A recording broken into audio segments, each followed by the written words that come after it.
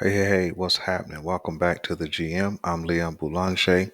And up next, we're going to be talking about Greg Roman being out in Baltimore. In fact, let me say it this way, the breaking news that Greg Roman is out in Baltimore.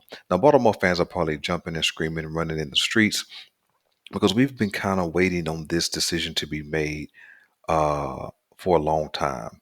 Really strongly this season, we've been kind of belaboring that point, but probably 2 years at least, we've been wanting to change at OC.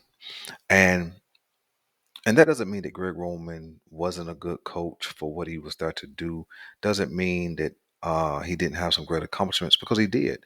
He led the Baltimore Ravens offense to uh, an MVP season for Lamar Jackson.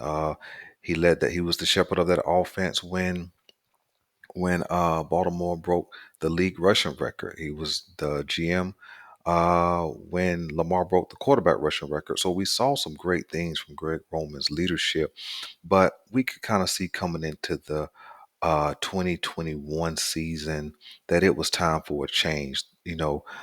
That's when you start hearing Lamar Jackson say things like, they're calling out our plays and they know what plays we're going to run, and that's when you know it's time for a change. But there was no change, and so we saw the offense this year, whether it was Lamar Jackson on the center or Tyler Huntley or Anthony Brown, we saw that offense really struggle to score more than 17 points in any of those last weeks.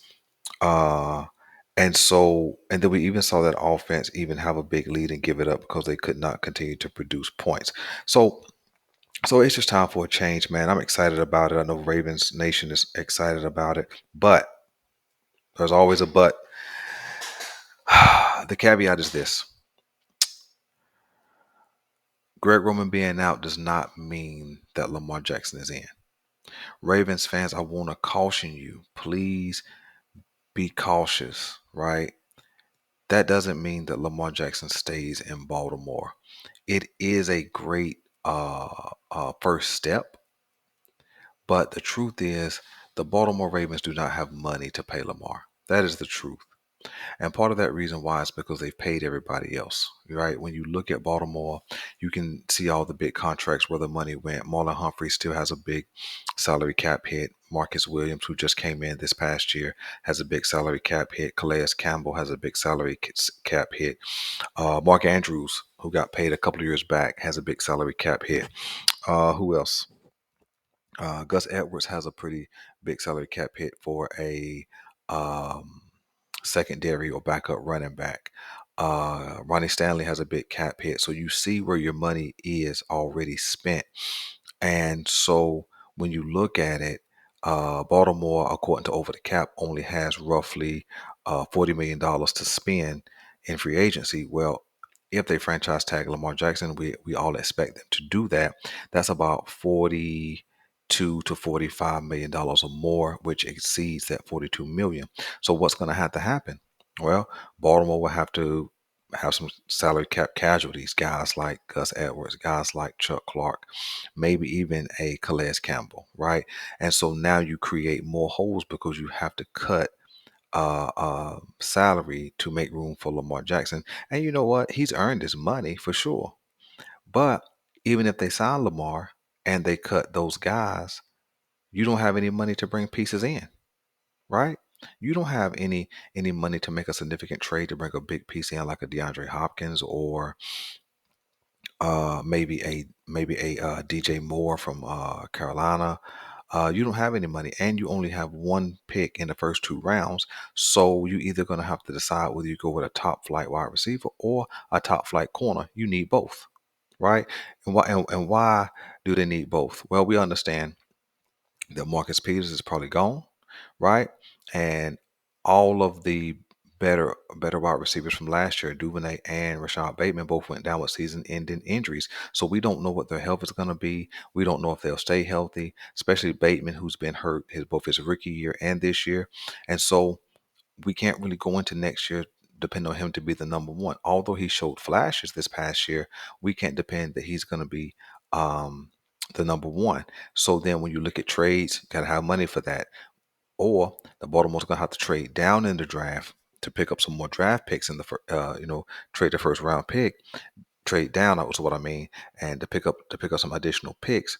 And but then when you trade down, you get into the maybe the bottom 20s or maybe even into the top of the second round, well, then you get lesser talent at the wide receiver position in that second round. And so now you're in the same situation that you've had the last couple of years. Young guys who are talented but unproven, right? Well, if you sign Lamar Jackson to a max deal that pays him 45 plus $1 million, you don't want to waste those next few years, right? And we've already seen Lamar Jackson be hurt the last 2 years. And I think Lamar Jackson's injury was primarily because he was having to do so much. When you always have to make plays, right?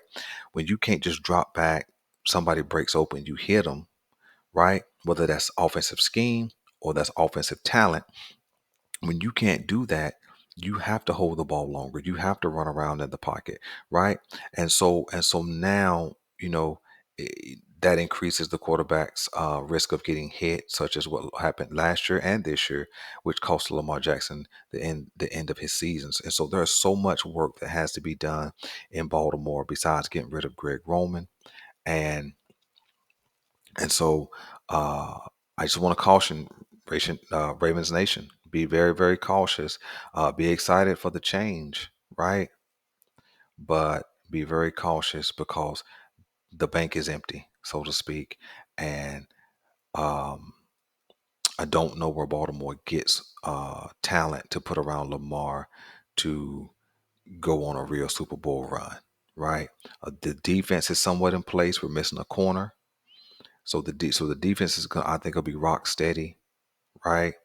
But that offense needs a lot of work, especially at skill positions.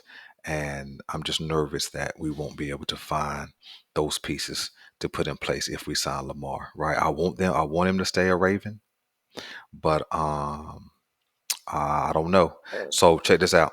There will be some videos coming up with about some trade ideas that I'm going to toss out there.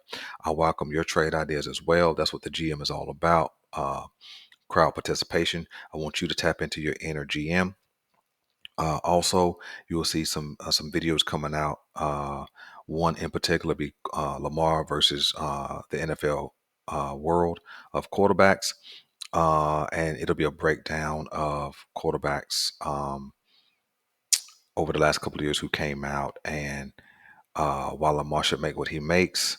And we're going to compare Lamar to those guys. So I'm excited about those videos. So stay tuned, man. I appreciate you guys.